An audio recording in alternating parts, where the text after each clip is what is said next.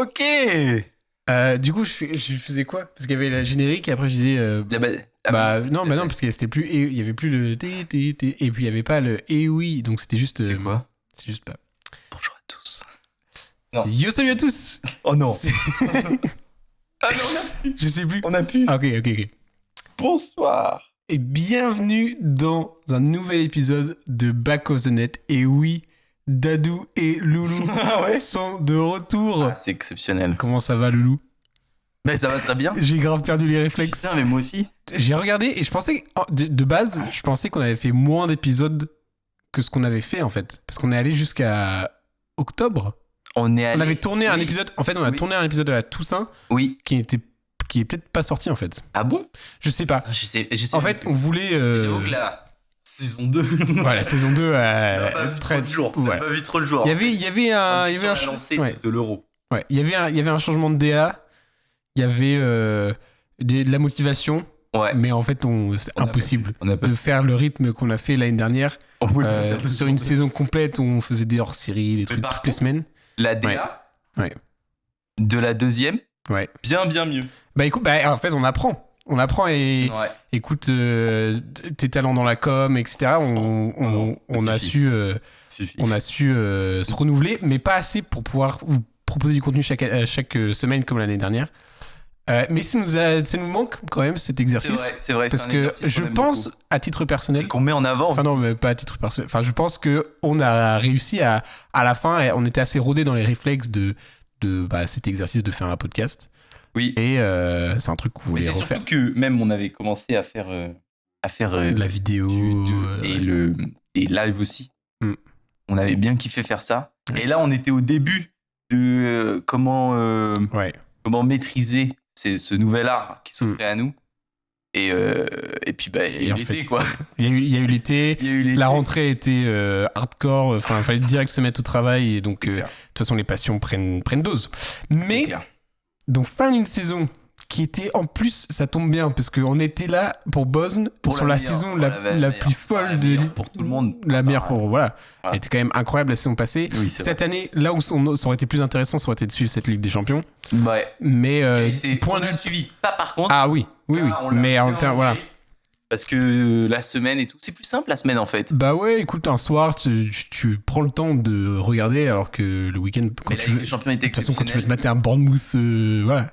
Même si Bournemouth cette année c'était plutôt cool, mais dans le sens où c'est plus dur de trouver le temps.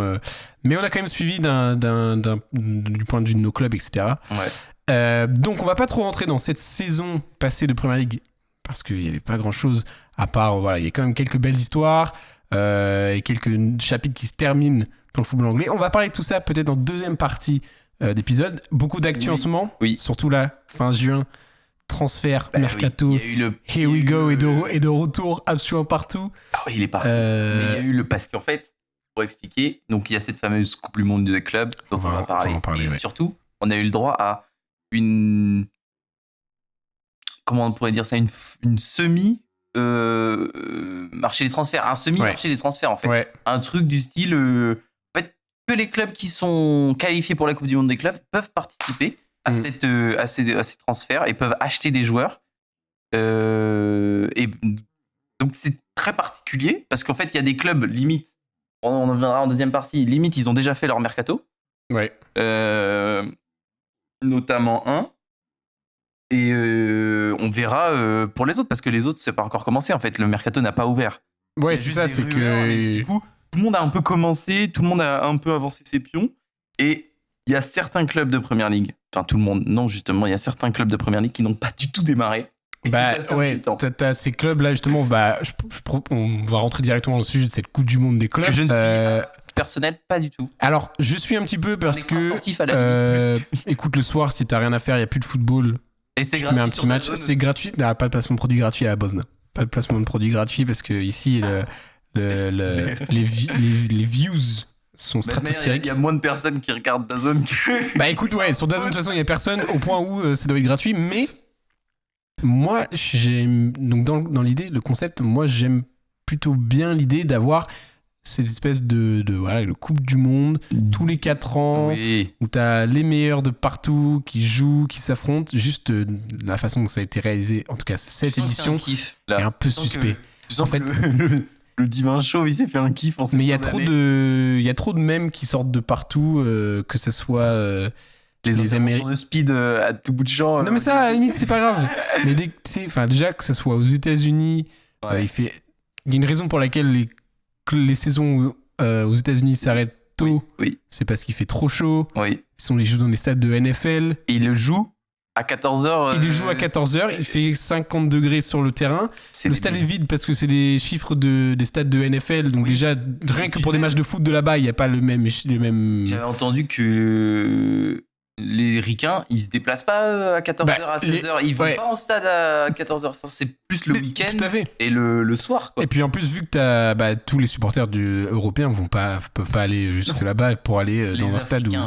Mais en fait, je regardais un autre, c'était l'avis d'un journaliste anglais qui disait en fait, en termes de résultats, de chiffres, c'est pas non plus dégueu, dans le sens où t'as quand même entre 20 et 35 000 personnes par stade, par match, à peu près. C'est juste qu'ils sont dans des stades de NFL, et donc ça n'a aucun sens, parce qu'il y a, c'est des stades de Super Bowl, quoi. Donc ça devient ridicule.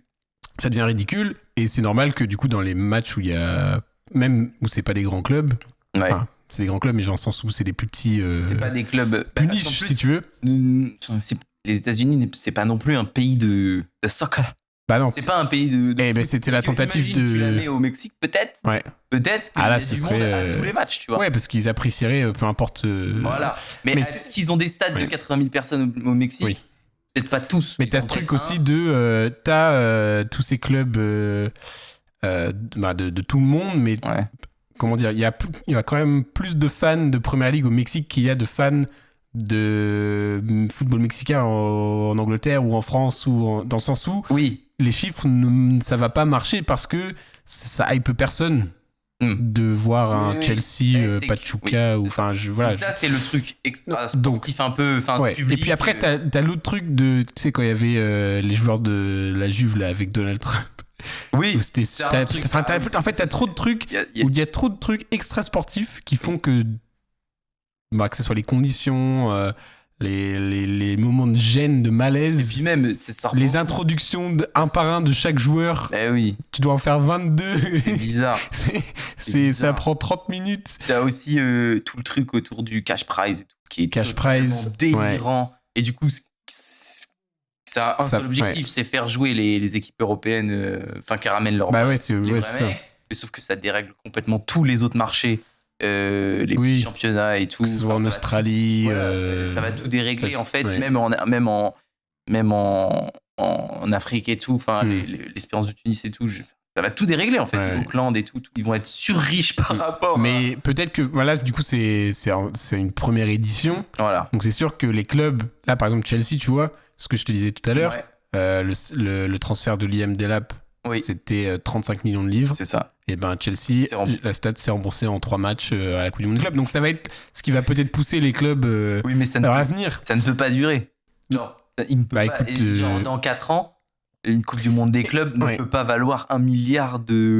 Non. On n'est pas un équivalent d'un euro ou d'une Coupe du Monde, c'est pas possible. Peut-être dans 10 ans, ce sera quelque chose que les gens voudront jouer. Oui, peut-être. Et il faut faire les choses bien. Il faut faire les choses bien et que ça marche dès le début. Et surtout que tout soit mis en place pour que le sport puisse être le sport qu'on a l'habitude de voir. Donc là, quand tu vois les Luis Enrique, tous les joueurs qui se plaignent vraiment de l'état des pelouses, c'est comme si on allait jouer au stade de la Madeleine là, un été où la pelouse n'a pas été arrosée depuis 2 mois. C'est cramé. Tout est cramé, le truc c'est la terre battue quoi. Enfin c'est. Et du coup, tu peux pas avoir du beau football. Non. Et puis, mais il y a des belles histoires quand même. Il y a tout ce truc de tous les supporters sud-américains qui viennent. Oui, ça c'est cool, qui mettent l'ambiance. Qui mettent l'ambiance et leur club parce que mine de rien, c'est quand même quelque chose. Ton club, il bat des grands européens, etc. Exactement. Ça suffit pour que quelques-uns se qualifient pour après. T'as ce délire qui est de se dire que c'est qui le meilleur, quoi.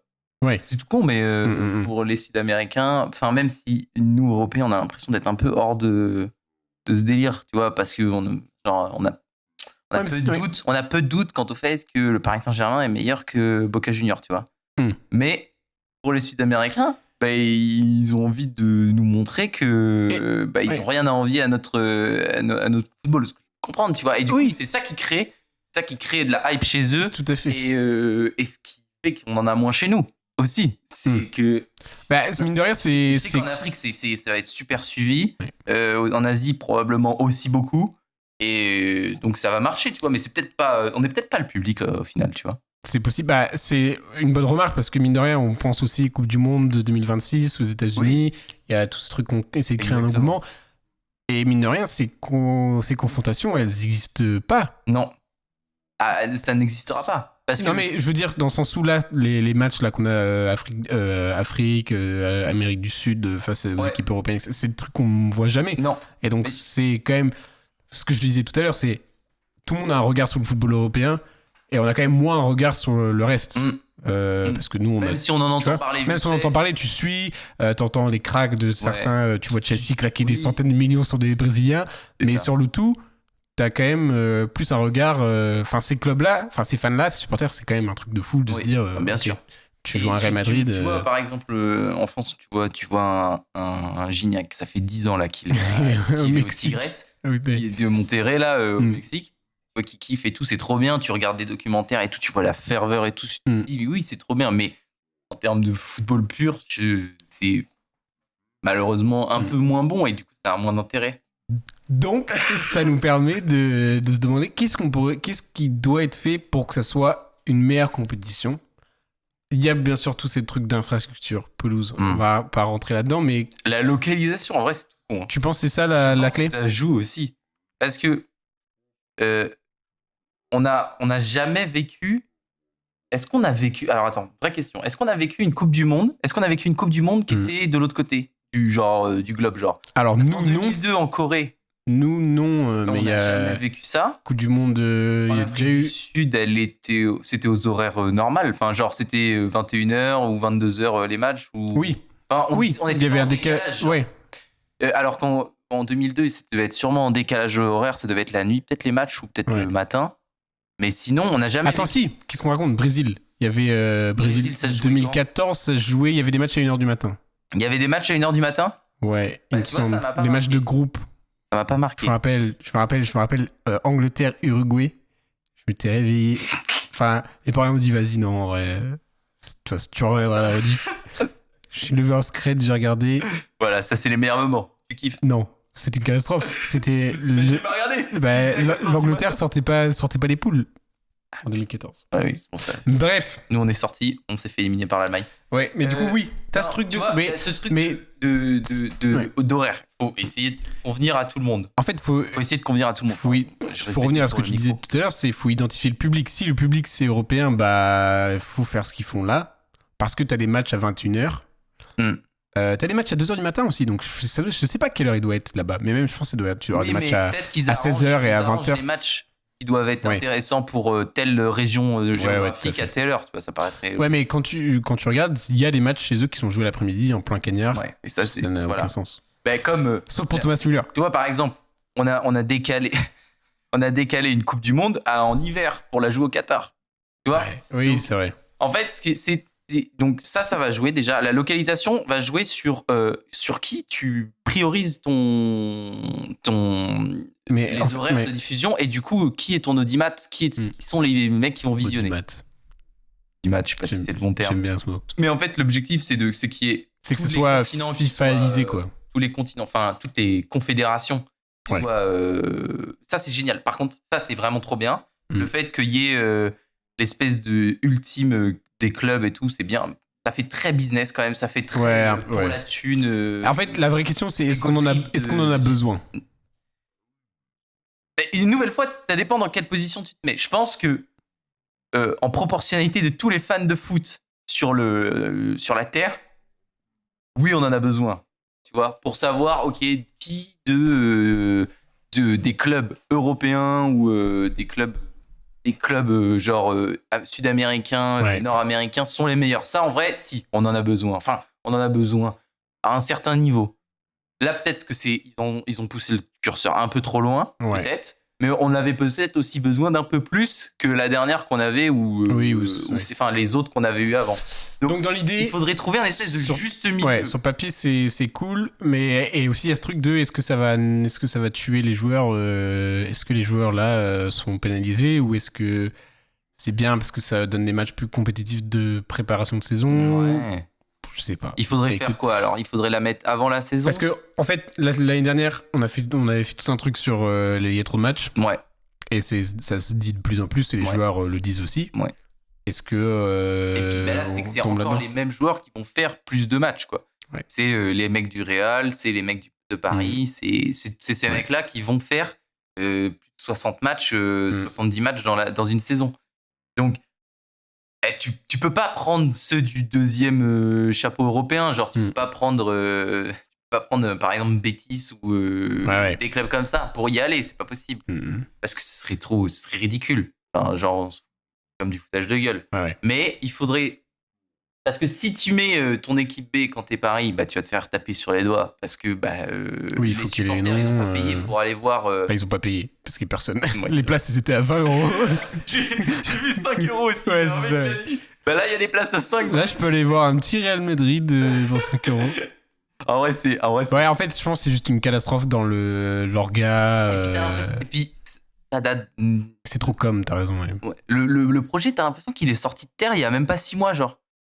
Enfin, on n'en a pas entendu trop parler avant. Enfin, fallait être un initié pour savoir qu'ils voulaient mettre ça en place, que c'était dans ces tuyaux. Enfin, mais peut-être qu'on n'était pas le public. Pour qu'un tournoi vive dans la durée, il faut que les gens aient envie. Et si l'image qu'on a là du coup du monde des clubs, c'est trop chaud, pelouse nulle, qui gueulent, personne dans les stades, c'est que du business. tout le monde s'en fiche en fait. Ouais. Donc, voilà, quel intérêt. Les spectateurs là où ils sont, ils s'en fichent. Et accompagné de ça, t'as les streams de Gianni et Speed et tout. Enfin, autre truc hyper chelou. Un décalage. Ils ont mis la Coupe du Monde des clubs en même temps que l'Euro nord-américain. Ouais. Enfin, genre ce qu'ils appellent la Gold Cup, qui est vraiment importante là-bas. Les États-Unis aiment leur équipe nationale, ils vont la voir. Pas dans un stade NFL pareil, mais c'est dans un stade, ils remplissent des stades. Enfin, genre, ils ont une équipe de soccer qu'ils aiment bien. Et la Gold Cup, c'est Mexique, Canada. Il y a même notre Guadeloupe qui est incroyable. Et voilà, il y a Haïti et tout, des nations de foot, parce que c'est vraiment des endroits où le foot est vraiment joué et apprécié. Et ils ont mis ça en même temps. Ouais. C'est hyper bizarre, sérieux. Genre. Bon, bref. J'ai l'impression que sur le calendrier. Tu sens que, en fait, on en a besoin dans le sens où ce serait bien qu'on puisse dire qu'il y a un club champion du monde. Ouais. Mais dans le calendrier, il n'y a pas forcément la place. Non. Dans la réalisation, c'est mal fait. Est-ce que c'est adapté au foot qu'on a actuellement? Voilà. Est-ce qu'on n'a pas justement besoin de cette pause dans le football professionnel? Bah si, c'est sûr, parce que de toute manière, l'année prochaine, il y a une Coupe du Monde qui va prendre le même temps que cette Coupe du Monde des clubs. Après, il y aura plus de joueurs impliqués, j'imagine, dans la Coupe du Monde. Oui. Mais donc, tous les 4 ans aussi, ou... Je pense que Gianni aussi, c'est pas la bonne image. Et quoi? Gianni Infantino, c'est pas c'est pas la bonne image. Tu raccourcis une fin de saison pour laisser plus de temps. Tu raccourcis la fin de saison, tu mets la finale de la Ligue des Champions genre en mi-avril. Et tu raccourcis la fin de saison pour faire une grande Coupe du Monde des clubs qui va jusqu'à le début juin, mi-juin. Et comme ça, après, ils ont vraiment... bref, je sais pas. Bon, pour clôturer cette discussion sur les matchs qui se déroulent là l'été, il nous reste quand même un petit bijou là qui nous attend. C'est le PSG Tottenham. En août. Oh là là. Il y a un PSG Tottenham en août. Bah oui, c'est la Super Coupe. Ah oui. J'ai vu les supporters de Tottenham qui nous ont... Tous les mêmes terrifiés. Prenez-la. C'est rien qu'on vienne jouer. Et donc ça permet de faire une transition. Oh là là, elle est parfaite. Parce qu'on parle de Tottenham, on parle d'un renouveau dans certains clubs anglais, des nouvelles strates, des nouveaux coachs, des nouveaux effectifs. On va parler un peu de tout ça là, dans cette deuxième partie. Ouais. Peut-être un peu chauvin, au sens où on va peut-être parler de nos clubs. Peut-être. Après, mais on est ouvert d'esprit à Boston Enterprise. Et c'est vrai. Bon, on vous rappelle qu'on est supporter de club. Ouais. Si avant tout. On s'est moqué de moi, donc là on est sur la transition, la partie 1, partie 2. On s'est moqué de moi, enfin j'ai eu des retours du côté de notre audimat britannique. Mais non. Qui se moquait de moi dans la façon où je prononçais les noms de clubs à la française. Et on se moquait de moi quand je disais Chelsea ou Manchester. Vas-y, fais-le nous maintenant. Bah écoute, moi ce serait un petit Chelsea. Oh. Tu vois. Ça fait Manchester. Oui.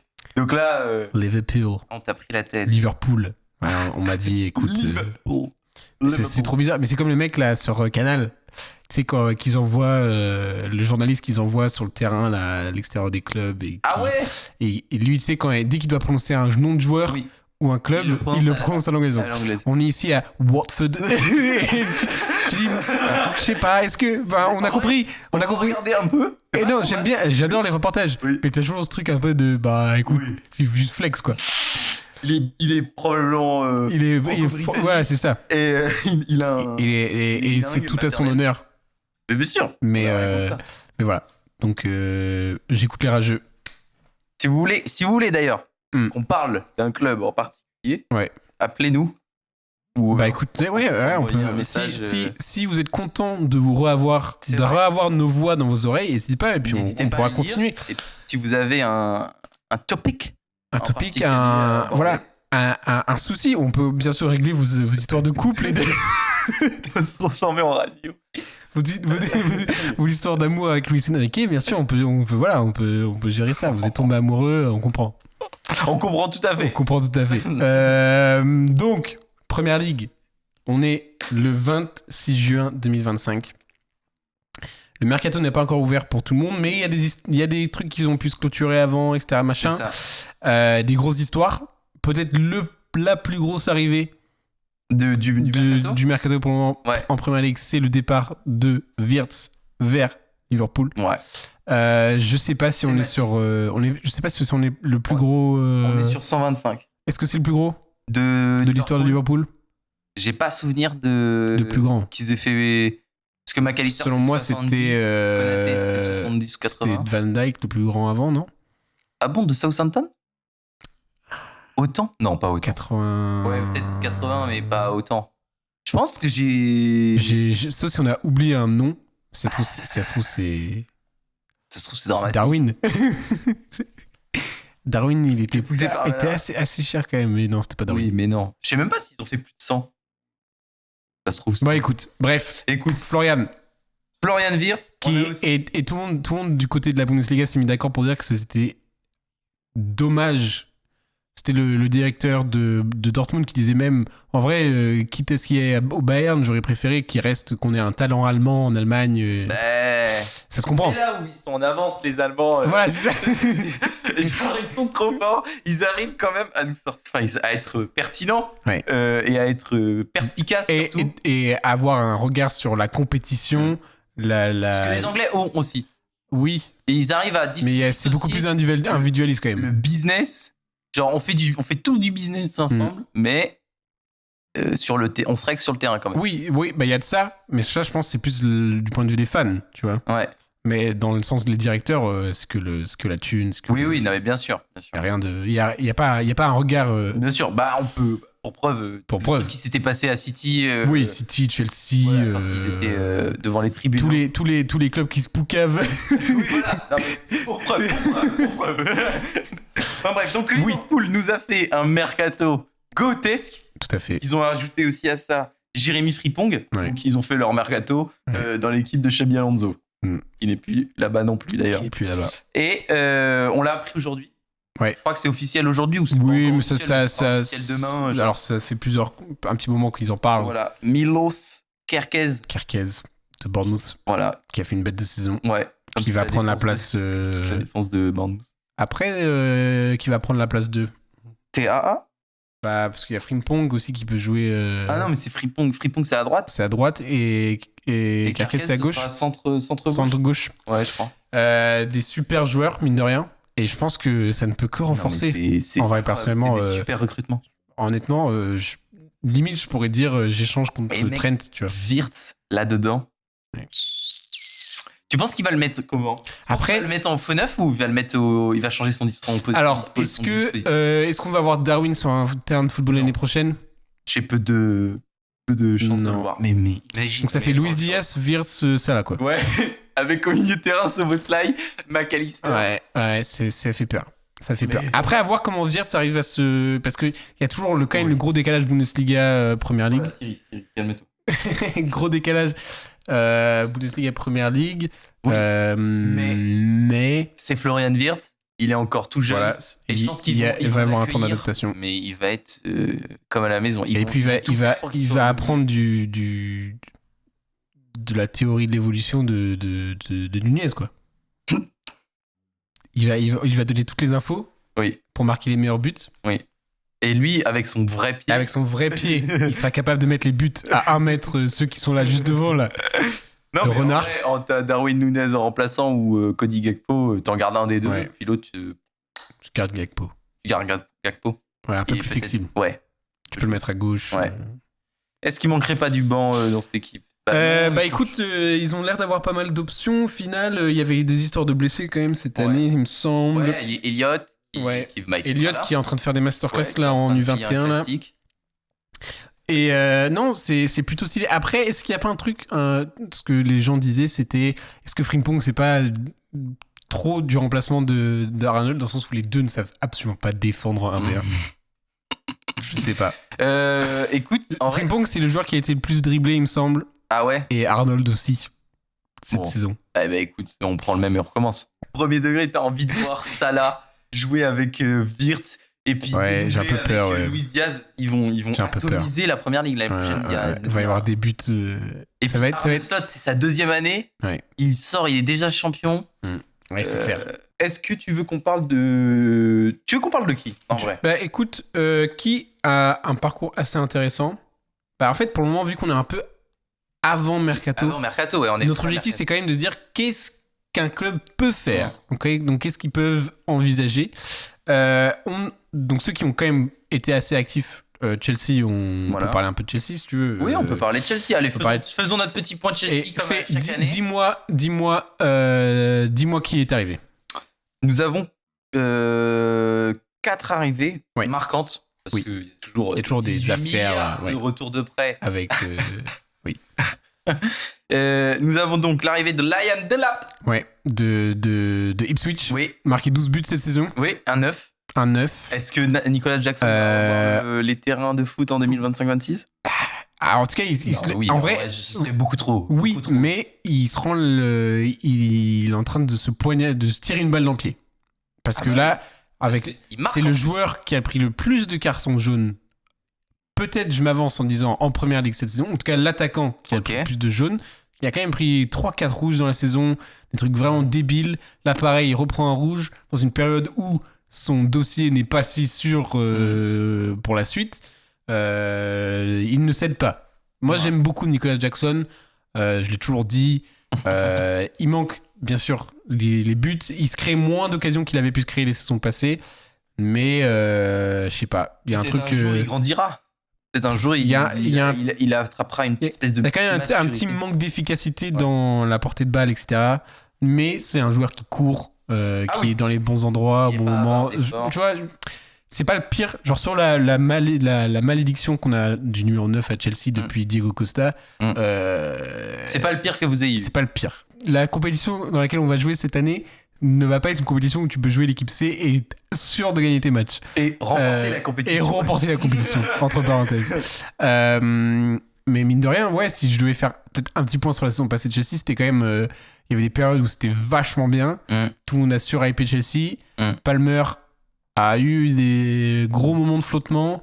On sait toujours de quoi il est capable parce qu'il l'a montré dans la finale face au Betis. Non, mais il est gifted. Mais... Le final qu'on a vu ensemble. Ouais, tout à fait. Où il a appelé un petit classique quand même, Cole Palmer, dans les moments où on avait besoin de lui. Et en fait, ce qu'il faut là dans cette saison, c'est moins dépendre de lui. Ouais. Et que justement, qu'on puisse avoir ces petits moments. Tu comptes sur quel gars? Est-ce que tu comptes sur un Fernandez? Alors justement, dans les moments où Palmer a été en baisse, on a eu une saison incroyable de Caicedo. Ouais. Bien mieux. Franchement, top. Une meilleure 6 Enfin, meilleur milieu. Boucher. Ouais, mais le meilleur de la première ligue. Ouais, mais Boucher. Imo. Et Fernandez qui aussi a su step up en termes des attentes, que ce soit physique. Enfin, tu le vois, il est beaucoup plus présent. Donc, ce sont ces joueurs-là qu'il nous faut. Et puis, il y a un peu plus de stabilité sur qui va jouer justement. Je dirais sur les aides, là, sur les côtés, savoir si on doit savoir. Parce que en fait, le truc que je ressens, c'est quand tu te fais tourner tous ces joueurs-là, tu te dis, bah, si un joueur sous-perf, il sait qu'il aura une autre chance de jouer. Enfin, je sais pas ce que tu vois ce que je veux dire. Si, je comprends. Donc, Ahmad Weke qui n'est pas régulier, bah, si tu tombes dans un espèce de confort où, de toute manière, on a besoin de plusieurs options, donc tu vas jouer, quoi.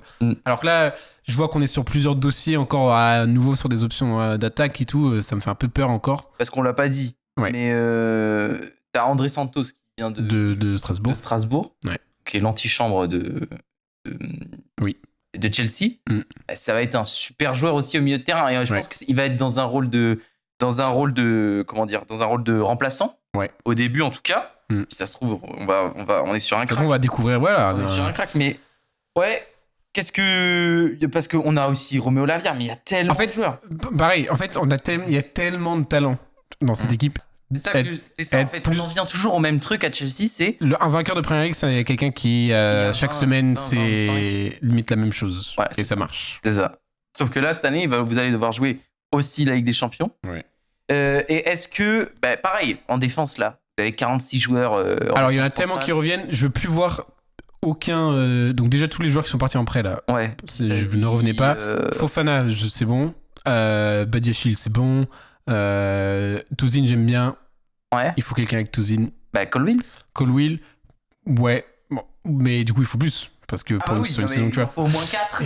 Ouais, mais tu vois, genre même Badiachil sera en place. Tu vois, genre je me dis, si admettons, on doit avoir deux équipes, une équipe Premier League ou une équipe Ligue, enfin, ce sera la même de manière générale, mais s'il faut faire tourner, il me faut mieux que Badiachil et il me faut un Fofana qui va pas se péter. Ouais. Sinon, sur les côtés, Chalobah, on a toujours Malo-Gusto. Chalobah, c'est bien, mais pareil, si on veut être une équipe, si on veut step up encore, c'est là où ça doit s'améliorer. Sur les rotations.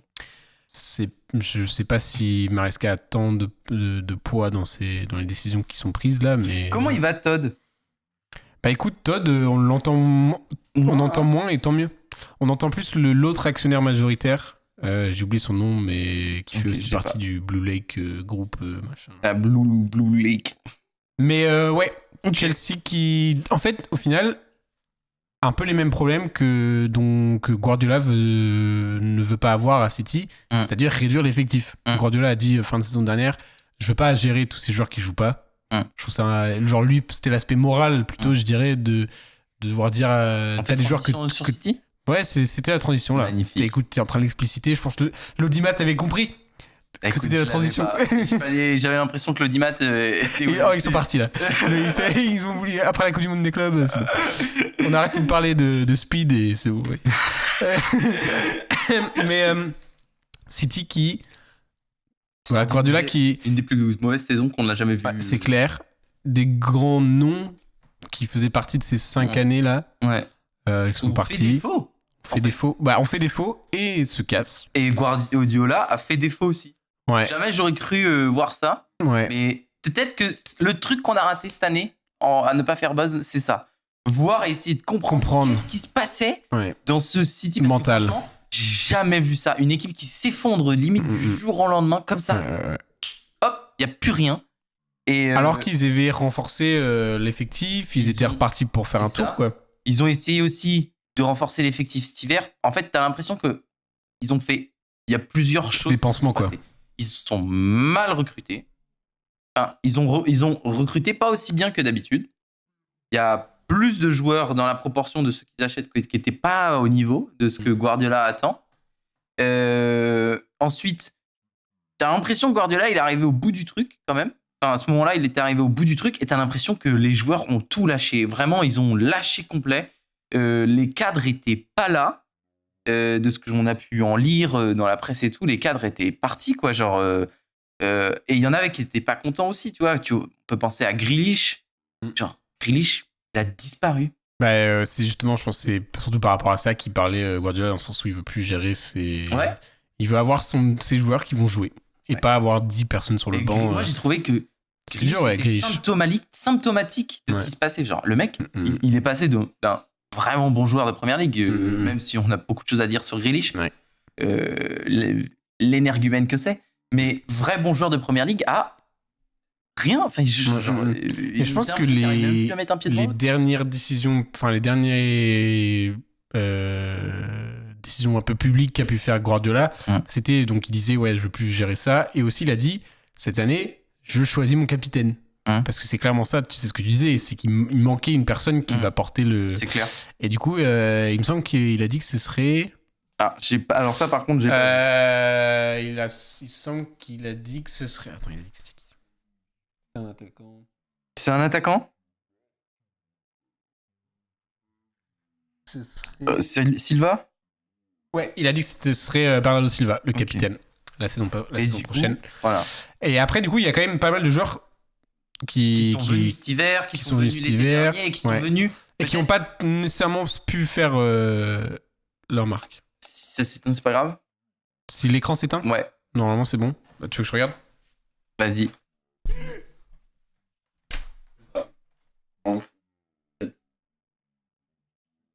Magnifique. Magnifique, ça continue. Ok, excusez-moi. Non, mais tu vois, genre. Et c'est intéressant. Je trouve que ce club est intéressant sur cette année-là, pour l'année prochaine. En fait, c'est les cycles dans le sport, c'est que en soi, c'est impossible de tenir sur la durée comme ça. Enfin, ça faisait 5 ans. Tu vois, c'était là. Par exemple, tu prends City, tu prends le Real, t'as forcément un moment où ça se pète, il faut recommencer quoi. Et donc là, De Bruyne c'est fini, Grealish semble être fini. Oui. Gundogan pareil, je pense qu'il va pas nécessairement être renouvelé encore une année. Ederson pareil, gardien qui était voilà. Qu'est-ce que deviennent les Akanji, tous ces mecs-là? Ouais. Il y a la fin d'une des parties, mais en vrai, c'est vachement intéressant parce qu'ils ont beaucoup recruté des jeunes joueurs qui viennent pas forcément recrutés d'ailleurs. Il y a beaucoup de mecs qui viennent du centre de formation et qui sont en train de monter en équipe première. Je pense à Rico Lewis notamment. Et tous ces mecs-là, est-ce qu'ils vont réussir à passer le cap de Guardiola, à passer le cap du ok, on est sous Guardiola, on est à City, club qui a réussi absolument tout ce qu'il a tenté depuis 7 ans. Est-ce que nous, on va aussi réussir à passer le cap là? C'est le moment où il faut leur donner à eux, ces gamins. Avant qu'ils deviennent des Cole Palmer, quoi. Limite, comme Foden en fait. Est-ce que c'est Foden? Foden, c'est dur. Est-ce que Foden va réussir à prendre le flambeau, quoi, genre, est-ce que Doku va confirmer que c'est un crack? On sait pas. En fait, il y a plein de questions. Ouais, mais tu vois, t'as ces jeunes-là, et puis t'as les jeunes vraiment, enfin les nouveaux gamins de 18 ans là qui arrivent et sur lequel Guardiola veut compter. Oui, plutôt. Makati. C'est ça, ouais. Comment il s'appelait, le Oscar Bob. Donc lui c'était il voulait, je pense de base il devait compter sur lui plus cette saison, mais il s'était pété, etc. Oui, mais est-ce que c'est tant un crack que ça? Je sais pas. Franchement, on sait pas. Non, mais en vrai, il y a plein de joueurs qui sont hyper intéressants à City. Puis surtout, il y a la grosse arrivée là. La grosse arrivée. Les trois grosses arrivées. 3 grosses arrivées. Parce qu'on parle de Ryan Cherki. Moi, je pensais surtout à lui, qui arrive avec ce feu, avec cette envie de. Ses premières paroles, c'était je veux les tuer, United. Ça fait longtemps qu'on n'a pas un joueur qui vient avec cette hargne qu'on n'a pas trop en première ligue. Tu vois, c'est un peu tout le monde fait copain. Tu vois, t'as pas le comme pourrait faire le discours de Roy Keane, tu vois, dans le sens où avoir vraiment savoir quelle est l'importance des matchs, des derbies, tout ça machin. Qu'on a plus, qu'on a vraiment plus. Ouais. Parce que même je parle à titre perso, un Tottenham Arsenal n'a plus la même. Sur le terrain, c'est plus le même. C'est plus pareil, quoi. Voilà. Enfin, bref. Et du coup, voilà. Oui. On a Cherki, on a Tijani Reinders, qui est un super joueur. Ça, c'est vraiment au Milan, il était exceptionnel. Qui arrive pour 55 millions quand même. Et on a le dernier, Ait Nouri, des Wolves, un latéral. Écoute, tant mieux. Tant mieux pour lui. Moi, j'aime bien. Et aussi, un bon joueur, dans l'ombre, Guardiola a signé un nouvel assistant. Ah, là, j'ai pas suivi. Toi, comme quoi, dans l'ombre. C'est Pep Linders, le coach, l'assistant de Klopp. L'ancien assistant de Klopp. Ah bon? Ouais. Incroyable. Qui était vraiment... un craquito. Et qui avait dit de base, je ne quitterai jamais... Enfin, je n'irai jamais pour quelqu'un d'autre que Klopp. Et en fait, Guardiola a contacté Klopp, a dit est-ce que c'est OK? C'était OK. Et lui, apparemment, c'était un... Oui, importante, hein. Mais on est peut-être reparti pour un... Et c'est un truc que Guardiola n'a jamais fait. En soi. À chaque fois, c'est ce qu'il disait, ça aurait été avec Barça, ça aurait été avec Bayern, j'aurais été viré instantanément après cette saison. Donc le challenge pour lui, c'est de réussir à se réinventer. Peut-être son dernier gros challenge là avec City, c'est le remettre au haut du classement. Et on va voir, est-ce qu'ils ont bien... Parce qu'ils ont fini 4ème. Ils ont fini 3ème. C'est Chelsea qui finit 4. Ah oui, mince, je croyais qu'on était... Oui, t'es sûr? Oui. Et tu veux savoir qui... Oui. Et tu veux savoir qui finit 5? Newcastle, la transition est toute faite avec Salomon Rondon. Oh, la boucle est bouclée. Allez, on fait... Ah ben non, mais parce que... Non, mais écoute, on n'a rien à dire sur Newcastle. Newcastle, c'est le même truc depuis des années. Oui. On dépense sur Isaac, on dépense sur un Diao qui arrive à réussir à créer ce collectif. Qu'est-ce que Guimarães va faire cette année, et c'est tout. Des joueurs qui arrivent à la fin de saison sont rincés, mais arrivent quand même à sortir des gros matchs. Est-ce que ça va être là en Ligue des Champions? Je pense qu'on ne verra pas aller très très loin. Oui, donc ils sont quel chapeau en plus? J'en sais rien. Probablement le dernier. Plutôt bas. Ou l'avant-dernier. Mais ouais. Newcastle. En fait, il y a quand même beaucoup de stabilité. Après, c'est que voilà, on est en juin. Il reste un mois où ils peuvent vraiment bosser les mercatos et tout. Est-ce qu'il y aura des gros changements à Newcastle? Je pense pas, parce que de base, la politique, c'était pas on va mettre beaucoup de sous. Donc, sauf s'il y a des ventes, etc., machin. Sauf si, de nulle part, Isaac, c'est ciao. Ça semble pas être le cas d'après si Fabrizio. Isaac s'en va, c'est 150 millions. Exactement. Donc, si Isaac s'en va, là, ils vont mettre la thune et ils ont toujours su bien placer leur argent. Oui, c'est vrai. Donc, pourquoi pas? Ou alors, donc, Newcastle, Callum Wilson et on fait. ouais. On rappelle Salomon Rondon. Ah, bah, tout à fait. Ouais, à 45. Mais Isaac, si Isaac devait partir quelque part, et si t'étais un club de Première Ligue dont tu supportes, quel est le joueur que tu voudrais avoir là maintenant tout de suite? C'est une vraie question. Oui. Est-ce que C'était pour faire la transition à nouveau. Est-ce que Arsenal prendrait Isaac tous les jours? Écoute, tous les jours. Tout club de Première Ligue qui veut jouer le titre, s'il a l'occasion de prendre Isaac, il le fait. Mais il y a quand même très peu de transferts inter-Première Ligue. Enfin, je dirais qu'il y en a quand même pas mal cette saison. Mais ça ne sera jamais de concurrent direct. Tu vois, un joueur qui joue dans le top 8 n'ira jamais dans le top 7. Moi, j'adore la M de Lap, tu vois. J'ai rien contre lui. Hein. Mais 35 millions, je trouve ça cher. C'est toujours quand c'est inter. Ouais, tout à fait. Après, ils savent à qui ils vendent. Ouais, bien sûr. Chelsea, tu sais, pareil avec cette histoire avec Mike Mignon. Mais bref, on continue. Ah oui, c'est vrai. Mais Arsenal. Donc, Arsenal. Il y a des départs. Qu'est-ce qu'ils nous font, les Arsenal? Écoute, il y a Jorginho qui est parti. Voilà. Parce qu'attends, si tu veux faire un petit point sur cette saison, réussite, échec? Bonne question. Quand même réussite niveau européen, mine de rien, sur le tout. Tu dissocies les deux. Face au vainqueur. Tu dissocies les deux. Ouais. Et puis tu t'oublies pas, même si c'est pas une excuse, t'oublies pas que... Les blessés. Tout le monde s'est cassé. Tout le monde s'est pété cette année, quoi. Comme d'hab, en fait. Ouais, classique. Comme d'hab, en fait. On est retombé dans les travers. Mais bref, si on passe sur les blessures, déjà, on dit au revoir à Sterling, qui rentre chez lui. Ah non, zut. Horrible. Quelle saison incroyable. Les mêmes sont réels. Ah, tu sais, tu m'avais envoyé le truc où tu lisais, ils annonçaient Sterling part. Ouais. Et t'as les commentaires, ils disaient toutes les expressions en mode ne pleure pas parce que c'est arrivé. Ou enfin, c'est tous les trucs comme ça. Parce que c'est arrivé. Pleure parce que c'est arrivé, pas parce que. Voilà. Oui, non, mais c'est légendaire. Donc, on a Sterling qui s'en va. On a Neto. Fin de prêt aussi pour Neto. Et on a Partey qui est sur le départ. Alors, fin de contrat. C'est extrêmement bizarre ce qui se passe avec. Enfin, bizarre, non, pas spécialement en fait. Je sais pas si Arsenal veut le garder. On a aussi, alors ça c'est très important, avant de commencer, on a aussi un nouveau directeur sportif. Et ah oui, c'est vrai. J'ai oublié son blaze. Il s'appelle Baria. Parce que l'autre, il est parti là. Pas du tout. Edu Gaspard est parti. Edu Gaspard est parti où? Chez son copain à Nottingham Forest. Ouais, c'est ça. Voilà, bref. Et comment il s'appelle le directeur sportif? Ça finit par Ria. R-A-I-A, je crois. Garcia? Non. Enfin bref. C'est l'ancien directeur sportif. Andrea Berta. Oh, Berta. C'est l'ancien directeur sportif de l'Atlético. Okay. Il était à l'Atlético. Donc voilà, petite ligne espagnole avec notre coach Arteta. Et donc on aura Partey qui est sur le départ du coup. Enfin, on sait pas trop où il va aller. Je pense qu'il va sûrement partir aux Émirats, hein, peut-être, hein, sûrement. Hein. Je pense qu'il va aller prendre le Chécos. Bah, surtout que en vrai, c'est quand il était, enfin, il y a besoin. De toute façon, il y a besoin d'un joueur comme lui. Oui. Mais il faut mieux. C'est ça. Parce que. Et du coup, Jorginho s'en va. Donc ça fait déjà 2 pertes au niveau du milieu de terrain. Donc Jorginho était déjà parti dès janvier en prêt ou oui, il joue là, justement, ils ont marqué, ils ont battu Chelsea, je crois.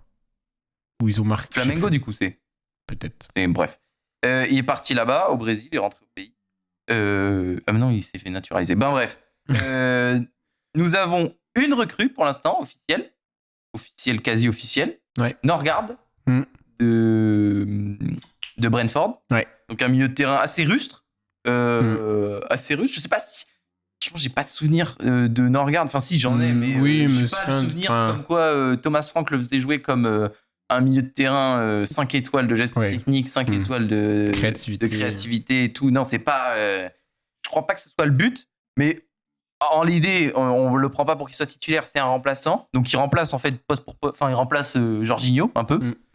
Et on va sûrement prendre, mais je sais pas si c'est officiel en fait, mais je crois pas. Zubimendi. Oui, ça traîne cette histoire. Ça traîne un peu, c'est ça qui m'emmerde, ça traîne un peu, mais c'est le petit craquito du milieu de terrain espagnol qui viendrait donc supplanter. Bah écoute, je viens de voir, je regarde un peu l'historique de Andrea Berta, c'est celui qui a ramené Rodri à l'Atlético de Madrid. Donc à tout moment, vous avez le prochain Rodri. Si c'est lui et pas le prédécesseur, l'intérim là, qui a cherché, qui a fait les transferts. Non, mais j'espère que c'est. Bah vas-y, on prend. Hein. On prend. En fait, en 6, il nous faut un 6. Voilà. Donc, est-ce que Zubimendi peut être un 6? Peut-être pas. Peut-être que c'est trop quali. Peut-être que ça peut être un super 6. Parce que Rice c'est un 8. Faut arrêter. On va pas. Il faut qu'il marque. Faut qu'il marque des buts. Faut qu'il se projette vers l'avant. Voilà. Super saison de Rice par ailleurs. Il nous faut un deuxième gardien. Il y a des idées comme quoi Kepa. C'est fait, non? Kepa aussi, c'est fait? Ouais, je crois, ouais. En prêt? Ouais. Non, achat. Ah bon? Ouais, gratos, quoi. Ouais, 5 millions. Ouais. Et le gros point du mercato d'Arsenal, et c'est là où on voulait en venir. Mon plagadadou, est-ce que nous allons aller... C'est imminent, pardon.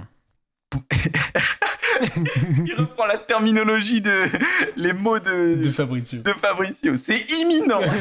Here we go. Après, c'est le prochain. Donc nous avons le gros dossier d'Arsenal cet été, ce qui va être l'attaquant ou l'ailier, en fait. Ou les deux. Oui. Donc, apparemment, il y a 2 buteurs qui sont sur les petits papiers d'Arsenal. Nous avons donc le buteur du Rasenballsport. Arso. Leipzig. Benjamin Sesko, donc le Slovène. Et le buteur du Sporting Lisbonne. Victor Gyökeres. Exactement. 2 personnes qui ne me satisfait pas trop, si j'étais toi. Je suis un peu dubitatif. Tu vois. Mais après, est-ce qu'on est capable de lâcher 150 millions sur Isaac Le problème, c'est que tu vas quand même lâcher des grosses sommes sur ces joueurs-là. Voilà. En fait. Tu vas lâcher 80, 70. Je pense que la Leipzig, il voulait pas moins de 70. Moi, Sesko, je suis pas convaincu. Écoute, moi, je pense. Je pense que ça va être un bon joueur. Hein. Oui. Je pense que du top 3 allemand. Ouais. C'est pas top 1 anglais. Ouais, perso, les deux là. Ouais. Mais on peut pas garder Gabriel Jesus ou Havertz, il en faut un autre. Il faut du 109 en 9. Ouais. Et un autre ailier. Il faut un ailier pour Martinelli. Pour faire de la concurrence. Faire la concurrence, être meilleur. De manière générale, je pense que Martinelli a fait son taf. Oui, mais il le fera en remplaçant. Oui.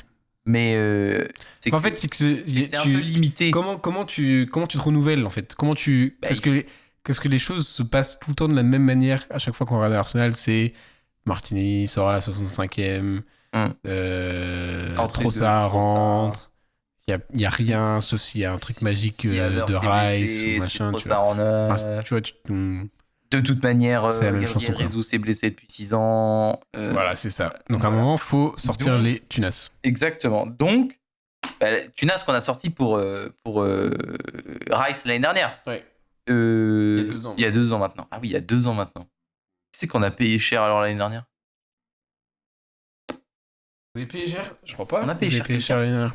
Non, pas. Enfin bref, il nous faut un ailier.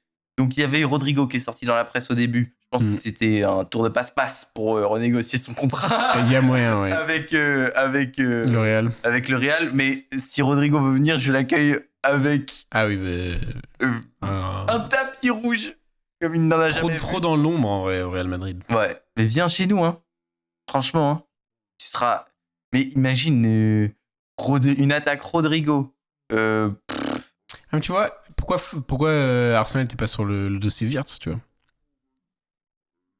Bonne question. Bah oui. Mais parce que je pense que il veut un neuf, un vrai neuf. Parce qu'il a testé Havertz.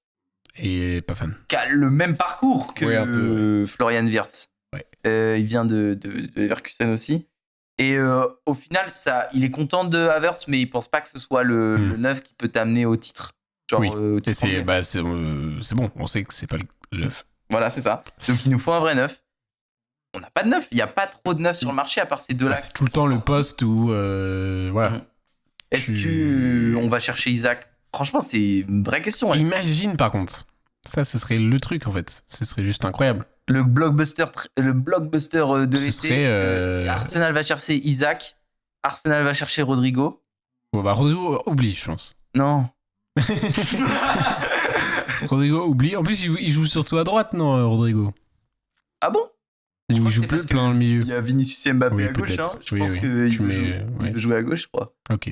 Enfin bref, non, faut aller nous chercher 2 gros attaquants là. Faut aller nous faire plaisir. On veut. Bah écoute, si tu veux, on demande à la grosse aux écouteurs de Bosne de signer une petite pétition. Alors, j'ai vu juste Leroy Sané à un moment donné. Il y a eu Leroy Sané. Ah non, c'est bon, il est parti en Turquie. Oui, il est parti à Galatasaray. C'était la pire idée du siècle. Je sais pas comment c'est. Ça aurait été juste un Sterling bis de. Ah, ça aurait été catastrophique. Parce qu'il aurait coûté tellement cher. C'est vrai qu'il y a pas grand chose. Et en fait, t'avais aussi un Eze qui était sur le départ. Ouais, est-ce qu'on prend Eze? Est-ce que faut mettre toute la thune sur est-ce que Gibbs White on va le chercher? C'est trop faible pour Arsenal. C'est pas que c'est trop faible, mais il jouerait pas trop quoi. Non, mais il peut jouer sur un côté, non? Tu peux pas le faire sur un côté ouais, mais non. Non, c'est plus un 10, ouais, t'as raison. Ouais. Je sais pas, est-ce que tu vas chercher Mbeumo?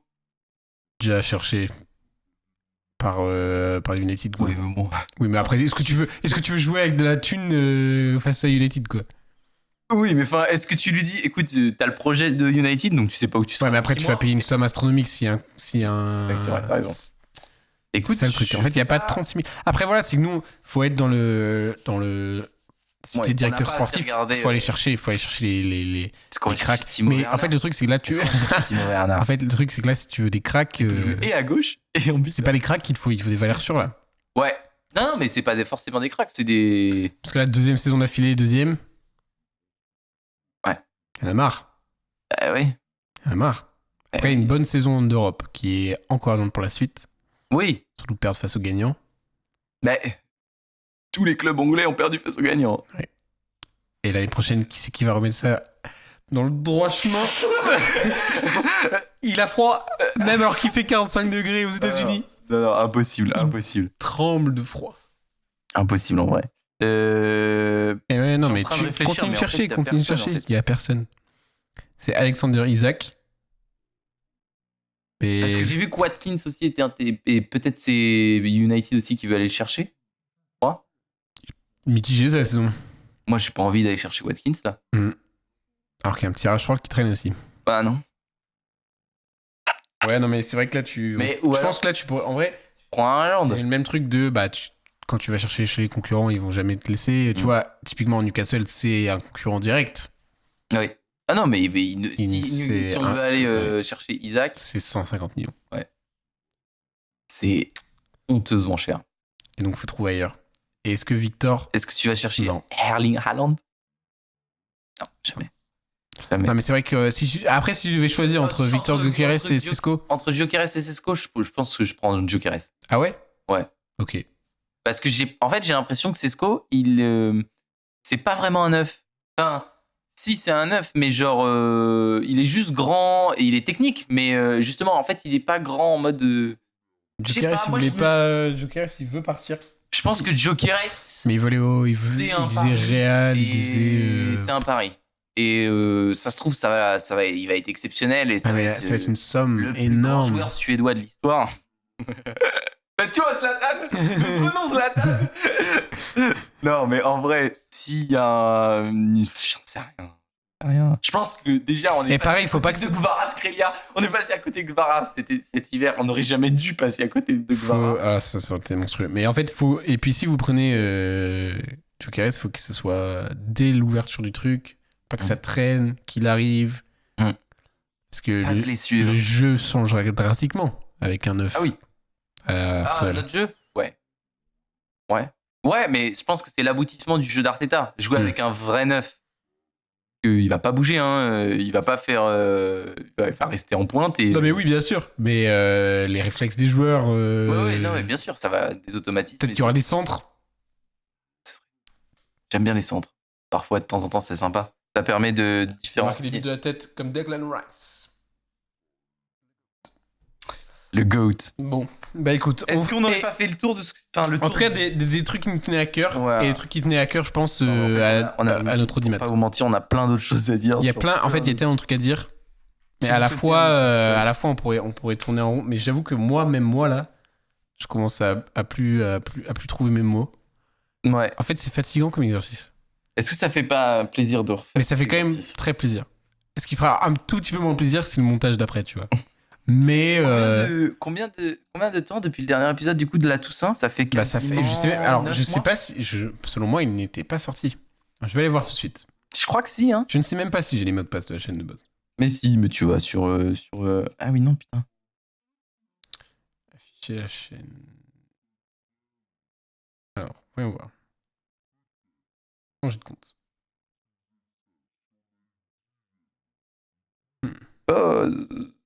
Je trouve pas là. J'ai même plus l'appli YouTube Studio. Ah si. Ah si, c'est bon. Dernier épisode, une course gagnée d'avance le 13 novembre 2024, tu vois. 13 novembre? Ouais. Bah dis donc. Et avant ça, c'était quoi? Et 30 octobre. 30 octobre. En fait, on a pris du temps à démarrer. On a pris du temps à démarrer et on s'est arrêté très très vite. Ouais, parce qu'en fait, on en fait un. En fait, je crois qu'on en a tourné 2 pendant les vacances de la Toussaint. Ouais, c'est possible. Parce que là, on fait 27 août, on fait le 3 septembre, 30 octobre, donc là, il y a 2 mois. Ouais. Et ensuite, 13 novembre. En fait, on s'était dit, vas-y, on tourne pendant la Toussaint, on a le temps et tout. Toussaint, c'était Prague. Ouais. Donc en plus, les vacances avant. Et tout. On avait fait ça avant Prague. Je sais pas. Moi, j'ai pas pris de vacances. Enfin, j'ai pris une semaine. Je me rappelle plus. J'avoue. On avait peut-être fait ça. Et c'est là où tu dis, c'est impossible. Enfin, comment on ferait un buzz de la. Ah, ce serait monstrueux. Mais ça fait quand même plaisir. Peut-être un jour, on réussira à trouver un équilibre qui nous permettra de. Un équilibre qui permettra de faire ça. Mais peut-être à distance, ce sera plus simple. À distance, c'est probablement plus simple. Mais pareil, il faut trouver. En fait, ce qui demande beaucoup dans ce podcast-là, c'est qu'il faut savoir ce que tu dis. Oui. Et beaucoup de fois l'année dernière, on arrivait un peu trop à l'arrache, tout ça, les trucs machin, et tu dis, bon, est-ce que c'est vraiment cool comme contenu? Après, je pense qu'on pourrait parler de tout n'importe quoi. Et là, actuellement, on parle de football. Si un jour on parle d'autre chose qui demandera moins de préparation, je suis sûr que ça. Il y a trop de choses. On se foncerait là-dessus. Bref, c'était notre retour. Oui. Juste pour vous faire un petit point, un petit coucou, un petit rappel que Back of the Net est votre podcast de foot préféré. Et que les rageux n'ont pas gagné. Qu'est-ce qu'ils disaient, les rageux? Les rageux, ils disaient... On n'avait même pas de rageux. Mais voilà, toujours là et toujours envie de partager notre passion pour le football à travers ces émissions très chouettes. Et oui, photo. Woo! Let's go back of the net. Ça part directement en story. Oh là là. Grotesque. Incroyable. Bon allez, ciao la team. C'est peut-être un peu trop zoomé, tu me diras. Bon, c'est pas grave. Wouh. Ciao la team. Ciao.